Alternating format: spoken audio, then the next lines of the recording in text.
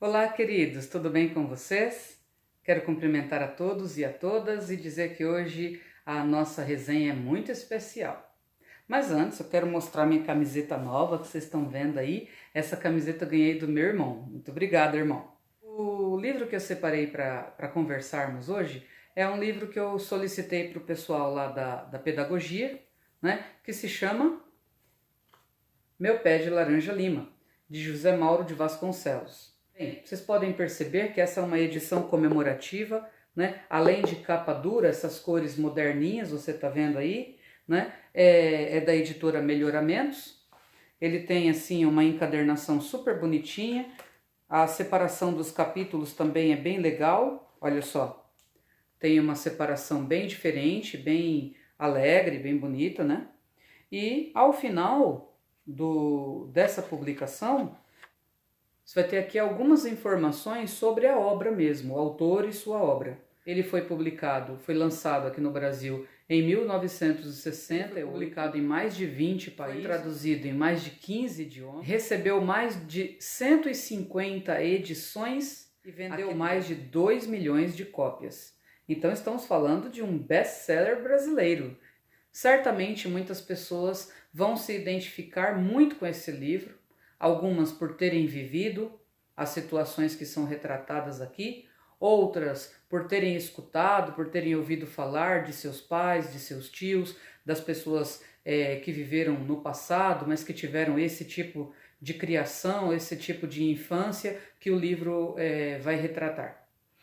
Esse não é um vídeo de spoiler, na verdade esse é um vídeo mais para você se interessar e ler de verdade o conteúdo desse livro. Se você for prestar atenção na história, né, aos poucos você vai se envolvendo com ela, você vai se emocionando com ela. É um livro extremamente emocionante, né, e que trata da infância e de como a infância era tratada na década de 60 ou antes disso.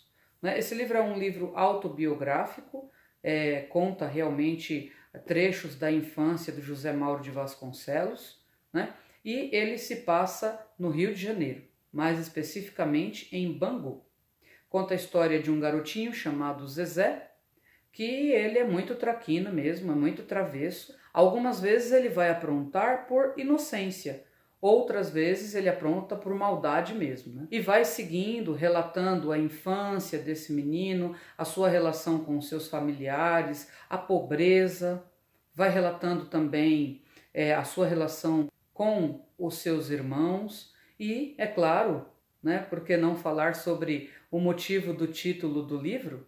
Vai falar também dessa relação de amizade que o Zezé vai fazer, veja você, com um pé de laranja lima, ainda bem pequenininho. Não sei se você fala com plantas, eu não sei sinceramente, mas eu de uns tempos para cá tenho falado até com as plantas. Eu tenho um pé de pitanguinha, depois eu vou mostrar para vocês uma foto dela, mas eu tenho um pé de pitanguinha ali na frente da minha garagem, que é o meu xodó. Eu adoro aquele pé de pitanguinha. Olha a lindeza da minha pitanguinha, querida. Dá uma olhada quantas frutinhas. Ei, oi pitanguinha. Oi, gatinha. Oi. Coloco adubo, coloco água, arrumei um vaso maior, tô colocando umas pedrinhas decorativas ao redor da pitanguinha. Eu vou até fundar a Sociedade Literária da Pitanguinha. O fato é que a gente se envolve também, né, com as plantas, a gente se envolve com as coisas da natureza, é impressionante. E a história do Zezé, ela justamente trata aí dessa relação desse menino com esse pezinho de laranja lima, que é ainda um pezinho bem pequenininho, né? O Zezé é um menino extremamente pobre, mora numa região bem pobre do Rio de Janeiro, que é Bangu, né? O início do livro conta essa transição de uma casa para outra casa. Ele vai mudar de casa. No quintal da casa tem várias árvores, né? Cada irmão vai pegando uma árvore, cada árvore enorme e tal, e o outro vai, sobe naquela árvore, e para o Zezé o que sobra mesmo é aquele pezinho de laranja lima, que é pequenininho, mirradinho. Até que a irmã dele faz uma argumentação e que ele, a princípio, ele não quer aquela árvore. Ah, eu não quero essa árvore, ela não tem a menor importância. Mas depois, então, ele adota aquela árvore com aquilo que a irmã falou, que, ah, querido, essa árvore vai crescer com você. Então ele começa a pensar na árvore até como um irmãozinho mesmo, né? Como um amigo muito, muito querido, a quem ele chama de Minguinho ou de Chururuca. São dois nomes que ele dá ali ao seu amiguinho, que vai virar o seu amiguinho imaginário, né? Ele senta naquele galinho e ali ele balança no galinho, vai pensando milhões de coisas e vai soltando a imaginação. É um trecho bem bonito e alegre, né? Os momentos em que o Zezé passa com o Chururuca, né? São momentos bem alegres, bem felizes, que ele vai soltar a imaginação, ele vai imaginar que está viajando, que está indo para vários países, para diversas aventuras. É um livro bem prazeroso e poderia ficar só nisso, se não fosse a maldade humana, no modo geral, né? Nós adultos, muitas vezes, e mais especificamente naquela época, os adultos não davam mesmo assim muita atenção para as crianças, como nós já sabemos, né? Acontece que as crianças às vezes são legadas a segundo plano, né? Terceiro plano, sei lá. As crianças não são consideradas, as crianças não são respeitadas, e na época em que esse livro foi escrito ainda mais, né? As crianças não tinham ainda sequer um código, a não ser o código de menores, mas não tinha sequer um estatuto que as protegesse, que as amparasse, né? Então, essa história vai contar também uma parte bem difícil da vida de qualquer criança, né? Às vezes a gente olha para a criança e pensa assim, nossa, como é bom ser criança, não ter responsabilidades, não sei o quê. Só que, no geral, as crianças, principalmente dessa época em que o livro retrata, essas crianças sofriam um bocado. Porque eram muitos castigos físicos, pressões psicológicas pelas quais essas crianças passavam. Né? No caso do Zezé, por exemplo, o desemprego do pai, que desestruturou a família inteira, fez com que a mãe tivesse que passar horas e horas do seu dia trabalhando numa fábrica, ganhando pouco, ainda mais pensando, né, na disparidade de salários entre homens e mulheres. Ela ganhava pouquíssimo. Né? O livro conta de uma ceia de Natal que eles passaram comendo bolacha de água e sal. E isso vai impelir o Zezé a querer, mesmo com tão pouca idade, o Zezé vai querer trabalhar. Né?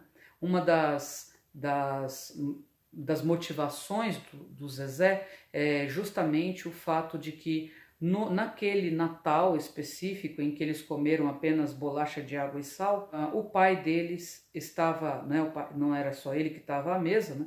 Então o pai dele estava realmente muito arrasado, estava muito triste por causa daquilo tudo, tal. Então ele quis trabalhar para conseguir ganhar um dinheirinho e comprar um presente para o seu pai. E que presente? Uma carteira de cigarros, uma caixinha de luxo, de cigarro luxuoso. Para isso, o Zezé então vai fazer um trabalho de engraxate, veja você. Ele sai com a sua caixinha, lembrando que o Zezé tem apenas 6 anos, mas ele atravessa a cidade inteira com a sua caixinha de engraxate. Ele vai procurar uma maneira de conseguir esse dinheiro para dar aquele presente para o pai. Então o Zezé é um menino ao mesmo tempo muito doce, muito dócil, muito delicado, sentimental mesmo, né? Em muitos momentos ele faz reflexões que são reflexões bem adultas. Tem uma cena do livro que é uma cena que dá até pra gente chorar, sabe? De tão forte que é essa cena, que é quando ele vai levar o irmãozinho dele, tá? Como é época de Natal, ele quer levar o irmãozinho dele, e como ele ama aquele irmãozinho dele, é o irmãozinho dele mais novo, ele ama demais o Luiz, né? O Luizinho, chama o Luiz de Rei Luiz, pra você ter uma ideia como ele se afeiçoou aquele irmãozinho dele. Acho que por ser o irmão mais velho e sentir aquela vontade de proteger o seu irmãozinho, aquela vontade de ensinar o seu irmãozinho, né? Então ele se sente ali muito responsável pelo Luizinho. E ele vai conduzir o Luizinho até a parte da cidade que está distribuindo, que faz tradicionalmente a distribuição de doações de presentinhos de Natal, né? Uma bola de borracha, bonecas e outras coisas mais. Mas lamentavelmente, quando eles chegam até o local, infelizmente o moço que era responsável pela tal distribuição informou o menino que tinha terminado. E aí aquilo foi muito triste. Isso vai gerar no Zezé sérias reflexões. O Zezé vai ficar bem impressionado com tudo aquilo, né? Então o Zezé faz uma reflexão assim, eu separei essa reflexão aqui para compartilhar com vocês. Ele diz assim: só assim mesmo. Por que o menino Jesus não gosta de mim? Ele gosta até do boi e do burrinho do presépio, mas de mim não. Ele se vingava porque eu era afilhado do diabo. Se vingava de mim, deixando de dar presente para o meu irmãozinho, mas Luiz não merecia isso porque era um anjo. Nenhum anjinho do céu podia ser melhor do que ele. Aí as lágrimas me desceram covardemente. O irmãozinho do Zezé pergunta: Zezé, você está chorando? Zezé responde: passa logo. Mesmo, eu não sou um rei como você, só sou uma coisa que não presta para nada, um menino muito malvado, bem malvado mesmo, só isso. Essas reflexões que o Zezé faz sobre si mesmo, né, elas refletem aquilo que ele escuta diariamente, né? Dentre outras coisas, o pessoal falando para o Zezé que ele era um menino muito mau, que ele era um menino mal educado, que era muito travesso, muito desonesto, né? São reflexões bem fortes que ele faz sobre ele mesmo, depois de ter internalizado toda a violência com a qual ele vivia diariamente, que os seus parentes, que os seus vizinhos falavam dele e com ele, na presença dele, né? Mas ele era um menino bem esperto, bem inteligente, como eu disse anteriormente, né? Ele era motivado pela curiosidade, né? Aqui tem um trecho que diz assim: porque em casa eu aprendia descobrindo sozinho e fazendo sozinho. Fazia errado e fazendo errado acabava sempre tomando umas palmadas. Isso mostra realmente a educação violenta na qual o Zezé e todos os seus irmãos sofreram.